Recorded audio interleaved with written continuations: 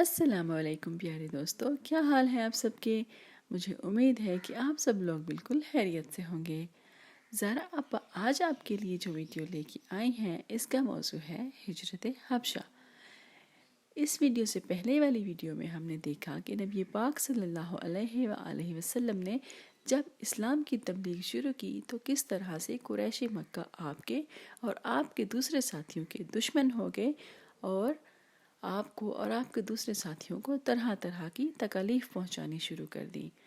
آج ہم بات کریں گے کہ نبی پاک صلی اللہ علیہ وآلہ وسلم نے جب دیکھا کہ قریش کے مظالم بہت زیادہ بڑھ گئے ہیں اور مسلمانوں میں اتنی طاقت نہیں ہے کہ وہ ان کی مقابلہ کر سکیں، تب نبی پاک صلی اللہ علیہ وآلہ وسلم نے مسلمانوں کو حبشہ کی طرف ہجرت کرنے کا حکم دیا۔ دوستو، حبشہ کا موجودہ نام ایتھوپیا ہے جو کہ براعظم افریقہ کا ایک ملک ہے۔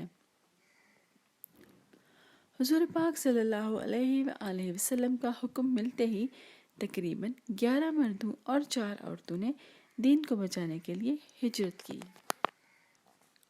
ان میں حضرت عثمان غنی رضی اللہ تعالی عنہ اور حضرت رقیہ رضی اللہ تعالی عنہ بھی شامل تھیں۔ کچھ ماہ بعد یہ افواہ پھیل گئی کہ قریش ایمان لے آئے ہیں۔ یہ سن کر مہاجرین مکہ واپس آ گئے۔ اب مسلمانوں کی مشکلات میں مزید اضافہ ہو گیا۔ ان حالات کو دیکھتے ہوئے آپ صلی اللہ علیہ وآلہ وسلم نے مسلمانوں کو دوسری مرتبہ حبشہ کی طرف ہجرت کرنے کا حکم دیا۔ اس ہجرت میں تقریباً 83 مرد اور 19 عورتیں شامل تھیں۔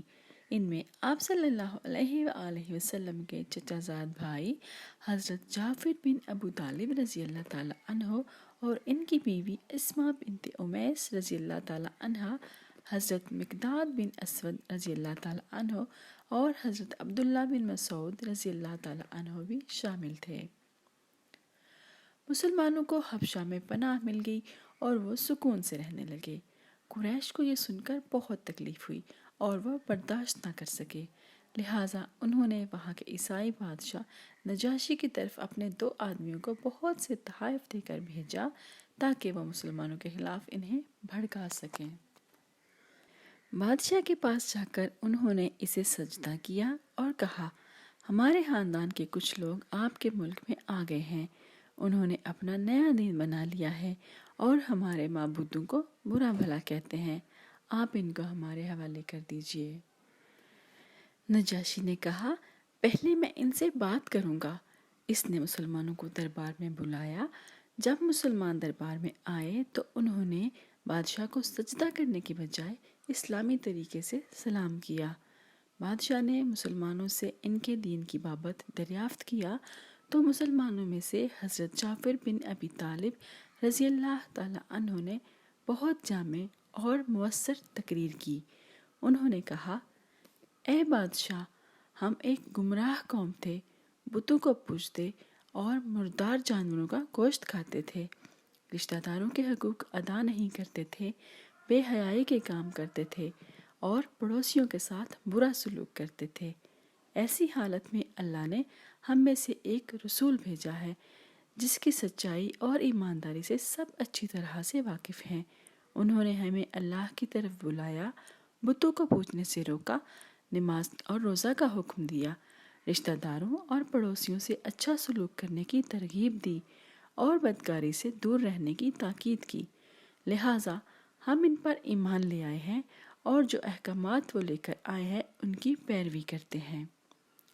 اس بات پر ہماری قوم کے لوگ ہمارے دشمن بن گئے ہیں اور ہمیں مجبور کرتے ہیں کہ ہم پھر سے بتوں کو پوجیں اور برے افعال کریں۔ انہوں نے ہمیں بہت تنگ کیا اور بہت ظلم ڈھائے۔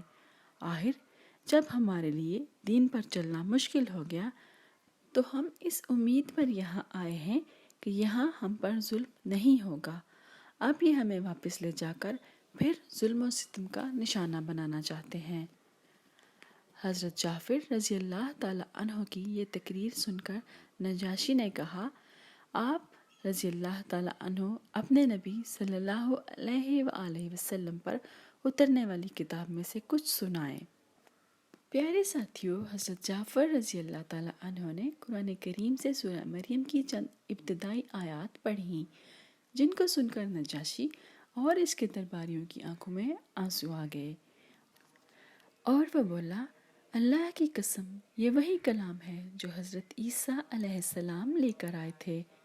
اور قریشی وفد سے کہا کہ ان لوگوں کو ہرگز تمہارے حوالے نہیں کروں گا۔ اس طرح قریشی ناکام اور نامراد لوٹے۔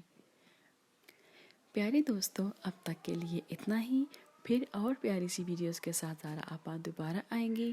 تب تک آپ یہ ویڈیوز اپنے دوستوں کے ساتھ شیئر کیجئے، لائک کیجئے اور کمنٹ کرنا نہ بھولیے۔